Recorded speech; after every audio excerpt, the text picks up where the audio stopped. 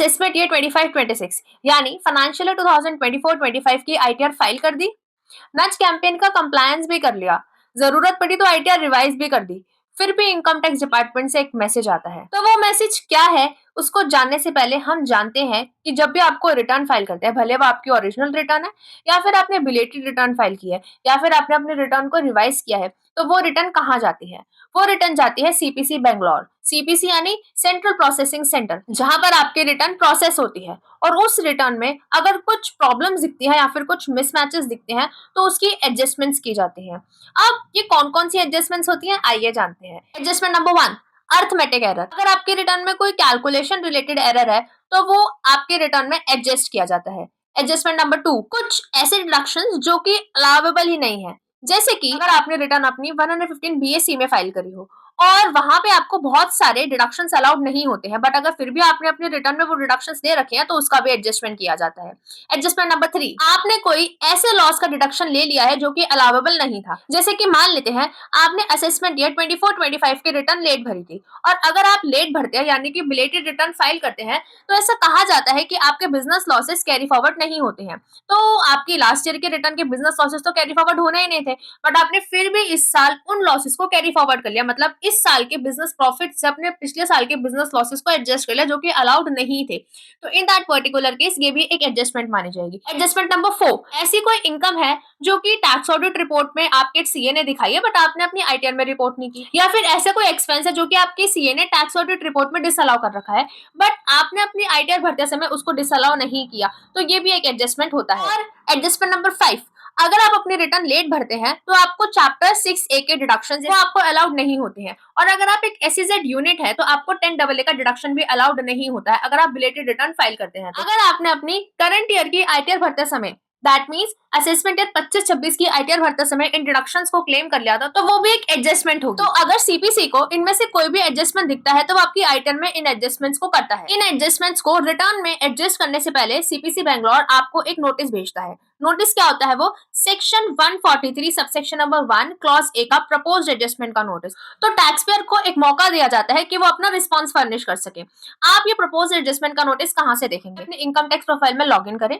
Login करने के बाद पेंडिंग एक्शंस पे क्लिक करें। पेंडिंग एक्शंस पे क्लिक करने के बाद ई प्रोसीडिंग्स पे क्लिक करें एंड देन आपको एक टैब खुलेगा। उस टैब में आप फॉर योर इन्फॉर्मेशन वाले टैब पे क्लिक करें। फॉरेन इन्फॉर्मेशन वाले टैब पे आप जैसे ही क्लिक करेंगे आपको जो जो आपको नोटिस या जो जो इन्फॉर्मेशन डिपार्टमेंट ने आपको दिया वो आपको दिख जाएगी। तो वहां पे अगर आपको दिख रहा है proposed adjustment under section 143 subsection number 1 clause A for the assessment 25-26, आप उस नोटिस पे क्लिक करें। नोटिस पे जैसे ही क्लिक करेंगे वहां पर आपको रिस्पॉन्स फाइल करने का ऑप्शन मिलेगा। आप उस ऑप्शन पे क्लिक करेंगे। आप उसको पहले पढ़ेंगे कि क्या पर्टिकुलर एडजस्टमेंट जो है वो डिपार्टमेंट प्रपोज कर रहा है, वो एक से ज्यादा एडजस्टमेंट भी हो सकती है। तो आप उसको अग्री या डिसअग्री करेंगे। अगर आपने अग्री करना है तो आप उस पर क्लिक करेंगे, अग्री करेंगे एंड सबमिट करेंगे।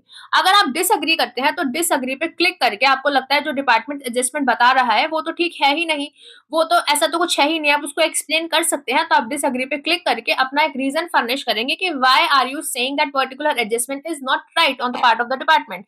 तो आप पर्टिकुलरली उसको डिसअग्री करके अपना रीजन फर्निश करके सबमिट करेंगे। अब जिस दिन आपके पास ये प्रपोज्ड एडजस्टमेंट का नोटिस आता है उस दिन से डिपार्टमेंट आपको 30 डेज का टाइम देता है इस प्रपोज्ड एडजस्टमेंट के नोटिस का जवाब देने के लिए। अगर आप जवाब नहीं देते हैं या फिर आप जवाब देते हैं या फिर आपको इस तरीके का कोई भी प्रपोज्ड एडजस्टमेंट का नोटिस नहीं आया है, ये सब आपको ईमेल पे भी फर्निश हो जाता है, बट स्टिल आपको इनकम टैक्स प्रोफाइल में लॉगिन करके एक बार देखना चाहिए।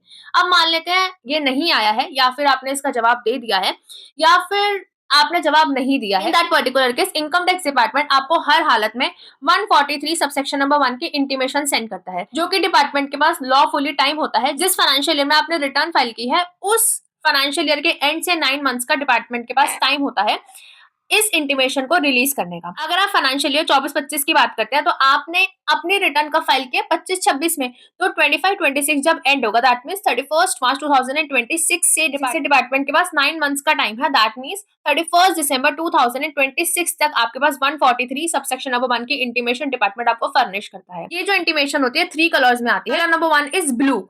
ब्लू सेज ना ही आपकी कोई डिमांड है ना ही आपको कोई रिफंड बनता है, तो आपको ब्लू कलर की इंटीमेशन आएगी। Colour number 2 green. अगर आपका किसी भी प्रकार का कोई भी रिफंड बनता है तो डिपार्टमेंट आपको ग्रीन कलर का इंटीमेशन सेंड करता है और उसमें अगर आप नीचे आके चेक करेंगे तो आपको रिफंड का अमाउंट भी दिखता है। Colour number 3 is red. जहाँ पे डिपार्टमेंट आपको बताता है कि भाई आपकी डिमांड बन रही है, आपको डिमांड पे करनी पड़ेगी, तो डिमांड का जो अमाउंट है वो भी आपको गिवन होता है। अब ये इंटीमेशन आपको ईमेल में भी सेंड की जाती है और आप अपने इनकम टैक्स प्रोफाइल से भी जाके चेक कर सकते हैं। अगर आप अपनी प्रोफाइल में एंटर करेंगे, लॉगिन करेंगे, देन अगर आप ई फाइल पे क्लिक करके इनकम टैक्स रिटर्न पे क्लिक करके व्यू फाइल्ड रिटर्न्स पे क्लिक करेंगे तो आपको असेसमेंट 25-26 का आपका आईटीआर का स्टेटस दिखेगा कि आपने आईटीआर फाइल कर दी है, उसकी प्रोसेसिंग हुई है नहीं है। देयर आर सर्टेन स्टेप्स जो आपको वहां पे दिखेंगे कि अंडर प्रोसेसिंग है, फिर प्रोसेसिंग हो चुकी है, रिफंड मिला है, रिफंड ड्यू है, या फिर कोई डिमांड, कोई भी पर्टिकुलर रिफंड नहीं है।